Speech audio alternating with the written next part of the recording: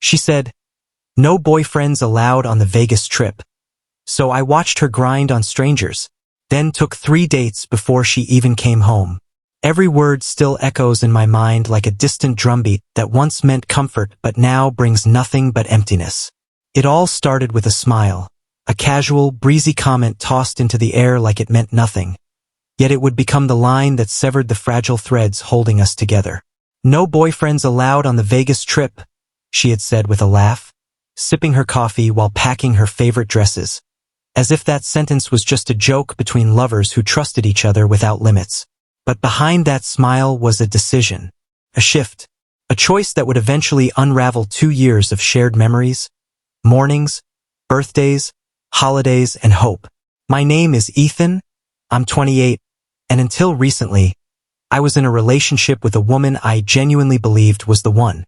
Alyssa, she's 26, a nurse who works tirelessly through long shifts, saving lives, healing people, always running on empty but somehow still glowing with energy when she walked through the door. We'd been together for just over 2 years, and though life wasn't perfect, it was ours.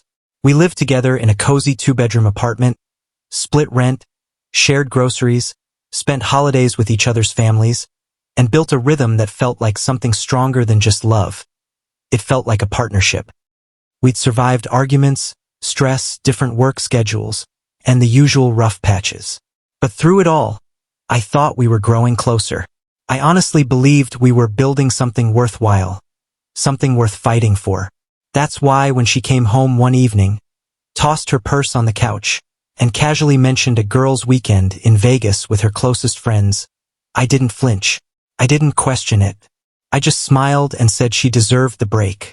She was grinning when she told me, "No boyfriends allowed, just the girls and bottomless mimosas." I laughed, waved her off, and promised I'd be on my best behavior, kissing her goodbye at the airport with a playful, "Don't gamble away your soul."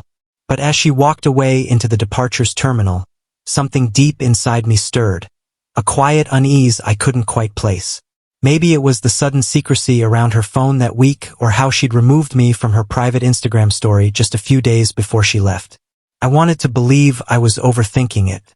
I wanted to trust her, and for a while I did. The first night was quiet, just a quick text letting me know she landed safe, and then nothing else. No calls. No updates. No "wish you were here." I convinced myself she was just tired, caught up in the excitement with her friends. But the next day, still silence. Until my best friend sent me a screenshot that changed everything. It was a TikTok, posted by some random girl at a Vegas pool party. And there, in the background, was Alyssa, her arms around a shirtless guy in sunglasses and a backwards cap, grinding on him like they were in a music video. Her friends were cheering, laughing, filming. It was loud, carefree, and completely detached from the life she'd built with me. My heart didn't break. It didn't shatter. It just went still, like a calm before a storm that never came. I stared at that screen for minutes, my brain refusing to process what my eyes were seeing. I didn't know what to think. Was this harmless? Was it betrayal? Was it just dancing?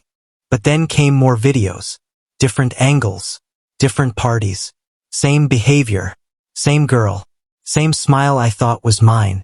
She had no idea I'd seen any of it. I didn't call, didn't text, didn't confront her. I simply went on Instagram, removed her from my profile, unfollowed her, deleted our pictures. And then, quietly, I booked 3 dates. With women I'd matched with months ago but never pursued because I was in a relationship. Nothing serious, just dinner, drinks, conversation. But each one reminded me that I was worth more than the silence, more than the lies, more than the disrespect. On day 4 of her trip, Alyssa finally sent me a selfie with the caption, "Miss you." It felt hollow, like an afterthought from someone who just remembered they had a partner back home. I didn't reply, but she must have noticed the unfollows, the missing tags, the changed status. Because within hours, she was calling. FaceTime, texts, then panic.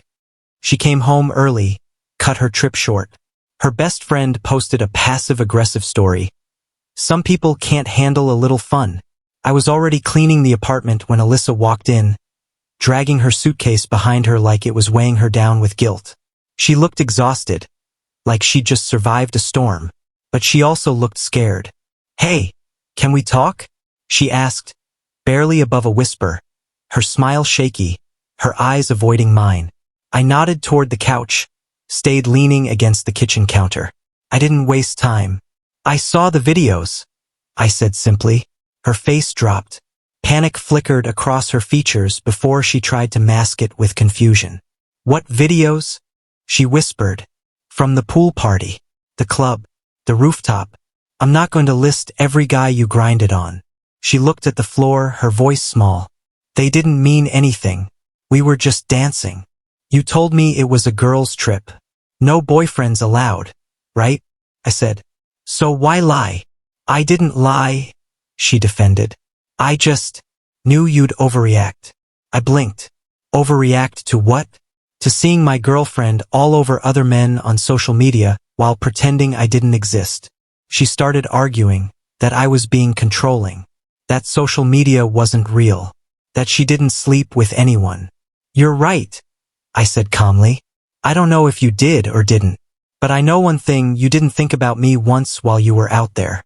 And that's all I needed to know." Her voice cracked. "That's not true. Your stuff is packed," I said, pointing to the hallway. She looked, eyes wide. "Wait, what?" "I started the day I saw you grinding on a guy in a mesh tank top singing a song about cheating." She stepped toward the bedroom, opened one of the boxes. On top, I'd left a printed screenshot of one of the TikToks. Frozen on the exact moment her hands were on another man. Her hands shook. "You printed these? I wanted you to see what I saw, because clearly, your perspective is broken." She was quiet for a long time. Then finally, she whispered, "Can we work through this?" "No," I said softly. "We can't. I already did the work of trusting you. You're the one who shattered that." She sat on the bed, silent, maybe hoping I'd change my mind. But I didn't. Eventually, she picked up a box and walked to the door. "I'll be back for the rest," she said. I didn't reply. She paused in the doorway. "You really don't want to talk about this?" "I've already heard your version," I said coldly. It had music and strobe lights. And then she left. The silence that followed wasn't heavy. It was clean, final, not sad, not angry, just done.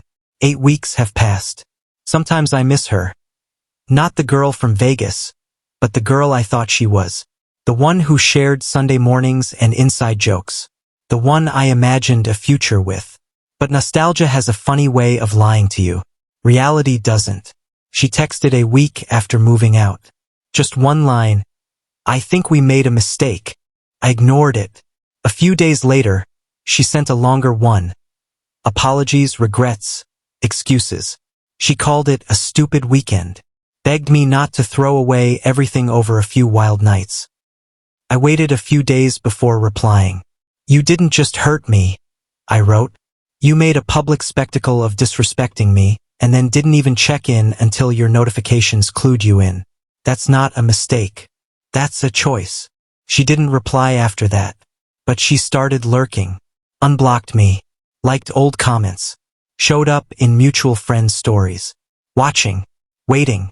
Then a mutual friend messaged me. "She's not doing well. Says you ghosted her." Ghosted? No.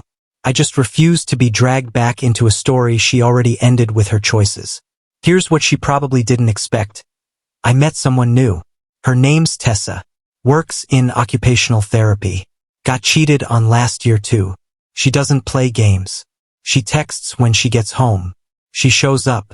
She communicates. And when she smiles, it feels like the beginning of something honest. About a month ago, Alyssa called me from a new number. I didn't pick up, but she left a voicemail. Her voice was broken, tired, like the truth had finally caught up to her. I didn't realize how badly I messed up until it was too late. "You were the most solid thing in my life. My friends said you overreacted, but I know they're wrong. I saw your face when I got home. You didn't even hate me. You just didn't care anymore. That hurt more than anything." And maybe she was right.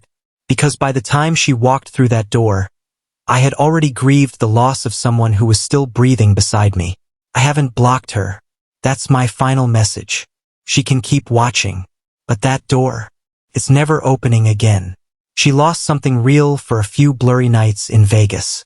And I don't think she regrets the trip. I think she regrets realizing I was never going to chase her after it. Like this story? Hit that subscribe button and share it with someone who needs to hear that respect isn't a vacation policy. It's a daily practice.